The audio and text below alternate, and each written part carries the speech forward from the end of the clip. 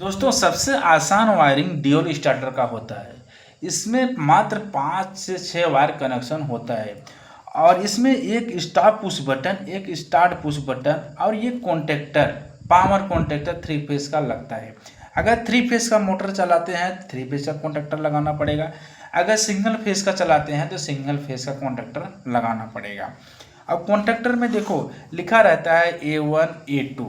A1 A2 का मतलब ये होगा जब तक A1 A2 में आप सप्लाई नहीं देंगे कॉइल में तब तक कॉन्टेक्टर ऑन नहीं होएगा। जब कॉन्टेक्टर ऑन नहीं होएगा तुम्हारा मोटर नहीं घूमेगा। ये हो गया यनो।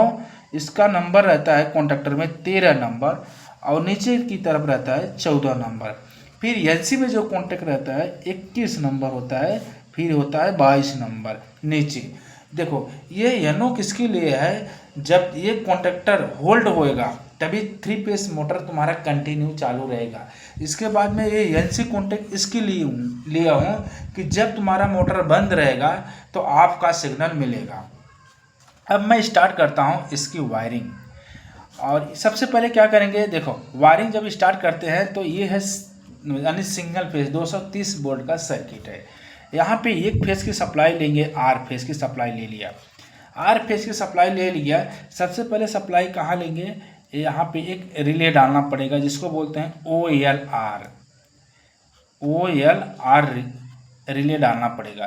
रिले का एजेंसी कॉन्टैक्ट किसके लिए लेते हैं कि अगर समझो मोटर ओवरलोड हो गया तो ये ट्रिप हो जाएगा, यानी रिले ट्रिप हो जाएगा तो मोटर आपका बच जाएगा, यानी कि गर्म नहीं होएगा, जलने का चांस नहीं रहेगा। ओवरलोड से सप्लाई निकालेंगे कहाँ जाएगा, स्टॉप पुश बटन में। ये हो गया स्टॉप पुश बटन।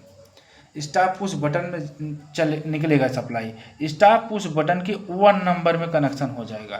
फिर 2 नंबर से निकलेगा। 2 नंबर से निकलेगा कहाँ पे चला जाएगा, ये स्टार्ट पुश बटन के 3 नंबर में कनेक्शन हो जाएगा। स्टार्ट पुश बटन के 3 नंबर में।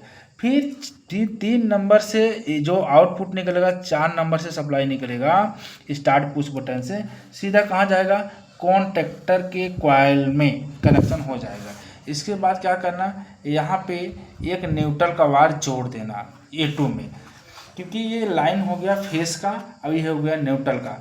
अब जब भी पुश बटन को प्रेस करेंगे आपका कॉन्टेक्टर चालू हो जाएगा, लेकिन ये कॉन्टेक्टर होल्ड नहीं होएगा क्योंकि जब तक ये 13 और 14 नंबर में वायर को नहीं जोड़ेंगे तब तक ये कॉन्टेक्टर होल्ड नहीं होएगा। जब कॉन्टेक्टर होल्ड नहीं होएगा तो तुम्हारा मोटर रन कंटिन्यू नहीं होएगा। इसके लिए क्या करना पड़ेगा, देखो यहाँ पे आना पड़ेगा स्टार्ट पुश बटन में। यहाँ पे 2 वायर निकालना पड़ेगा, एक ऊपर 3 नंबर से, एक 4 नंबर से।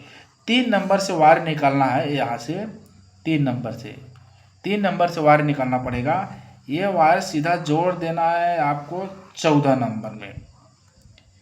फिर ये 4 नंबर से वायर निकालना है, 4 नंबर से वायर निकालना है, ये जोड़ देना खाली 13 नंबर में।